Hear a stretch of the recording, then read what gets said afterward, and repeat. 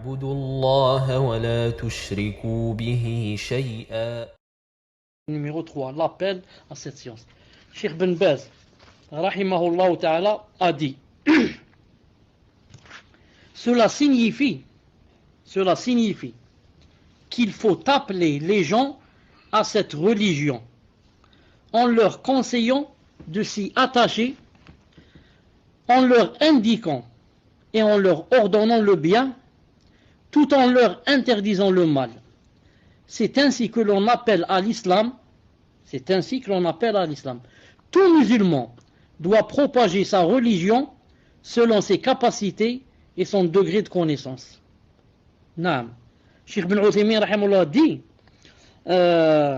il dit, même quand tu vois par exemple quelqu'un manger avec sa main gauche, et que tu lui fais la remarque avec hikmah, pas devant tout le monde, avec sagesse, et tu lui apprends à manger avec la main droite, qu'est-ce que tu as fait?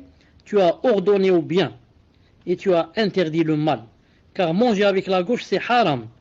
Beaucoup croient que c'est makruh. Ce n'est pas makruh, c'est haram. Pourquoi?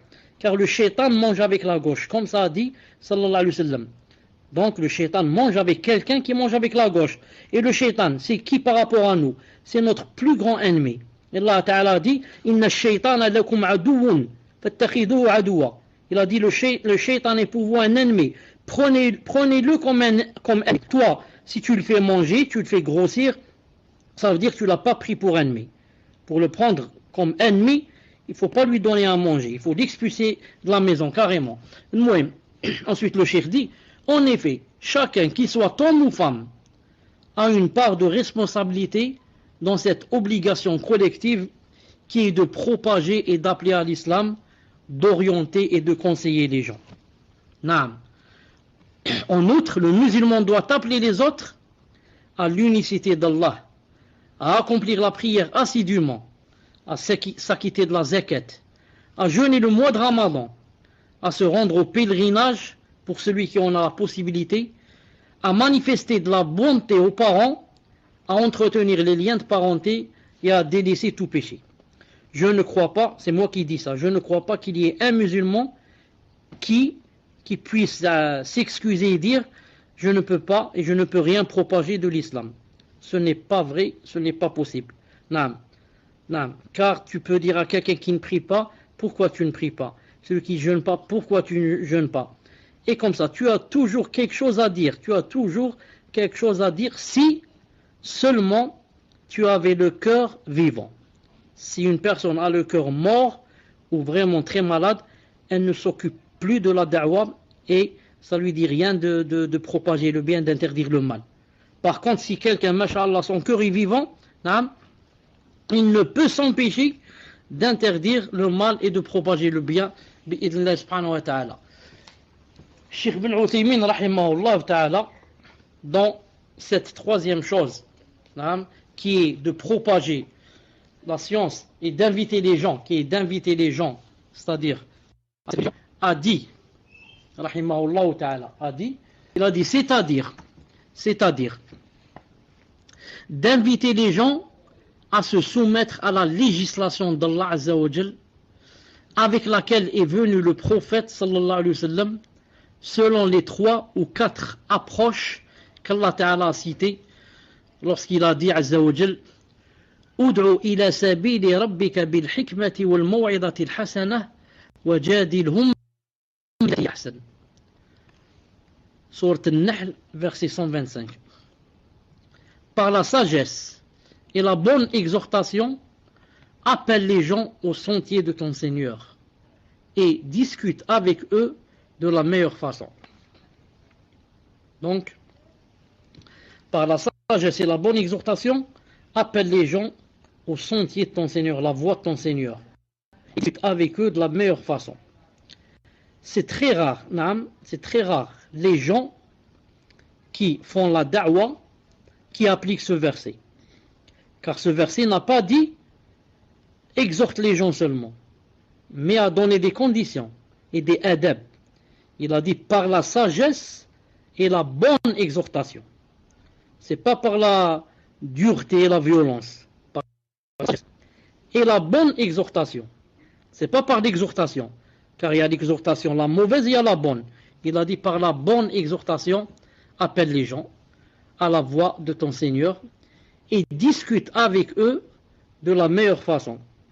Quand tu fais à quelqu'un da'wa, fais lui voulons le bien. C'est pas en te mettant au-dessus de lui. Comme quoi, yani, tu lui donnes des ordres. Comme quoi, yani, tu le grondes. Et tu le blâmes. Pourquoi tu fais pas ceci? Pourquoi tu fais pas cela? Naam, ce n'est pas comme ça. Car personne n'aime qu'on lui donne des ordres. Et si tu commences à parler comme ça, on va te dire, c'est pas toi qui juges, c'est Allah qui nous juge. C'est pas toi qui vas rentrer avec moi dans ma tombe. Naam, chacun sa tombe. Car tu ne lui as pas montré que tu lui voulais le bien. Il croit que tu es venu ici pour le commander. Naam, tu veux le commander et lui donner des ordres. Or, personne n'accepte. Mais si quelqu'un sent de toi que tu lui veux du bien, alors il va, Inch'Allah ta'ala, accepter de toi et te suivre, bi'idnillahi ta'ala. Il a dit, et la quatrième approche, c'est la parole d'Allah Azza wa Jal, وَلَا تُجَادِلُوا أَهْلَ الْكِتَابِ إِلَّا بِالَّتِي هِيَ أَحْسَنُ إِلَّا الَّذِينَ ظَلَمُوا مِنْهُمْ. Sourate Al-Ankabut, verset 46. C'est-à-dire, et ne discutez que de la meilleure façon avec les gens du livre, sauf ceux d'entre eux qui sont injustes. Naam.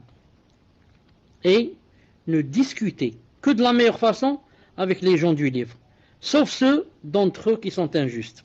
Allahu Akbar. Allahu Akbar pour ce verset. Pourquoi? Allah Ta'ala nous montre comment on doit parler avec les kuffars dans la da'wah. Les gens du livre sont des kuffars. Comment on parle avec eux? Il a dit, discuter avec eux de la meilleure façon. Sauf bien sûr, ceux qui sont injustes. Naam. Mais celui qui est juste et celui qui veut m'écouter et celui qui est disons, pacifique avec moi, celui-là, je dois discuter avec lui de la meilleure façon. Car, en fin de compte, si je suis dur et violent, par exemple, qu'est-ce que je vais gagner? Je ne vais rien gagner, je vais perdre. Cette personne, au lieu de faire d'elle un ami, je la laisse toujours un ennemi. Alors que Allah Ta'ala m'a donné l'occasion pour attirer cette personne et m'a donné l'occasion à moi-même pour prendre beaucoup de récompenses. Comme a dit le prophète sallallahu alayhi wa sallam à son gendre et cousin Ali ibn Abi Talib, il lui a dit, si Allah subhanahu wa ta'ala guide par ton biais une personne, c'est mieux que toi pour les chamelles rouges. Les chamelles rouges autrefois, c'est les meilleures choses que quelqu'un pouvait avoir. Si Allah Ta'ala guide une seule personne de ta cause, c'est mieux pour toi que les chamelles rouges. Quand tu fais la da'wah sur toi un kafir, toujours rappelle-toi ce hadith. Il dit-toi que toi ton but, c'est Inch'Allah Ta'ala de lui faire la da'wah. Ce n'est pas de le faire fuir et de vouloir trancher sa tête. Mais c'est plutôt de l'attirer vers l'islam bi'idhnillahi ta'ala.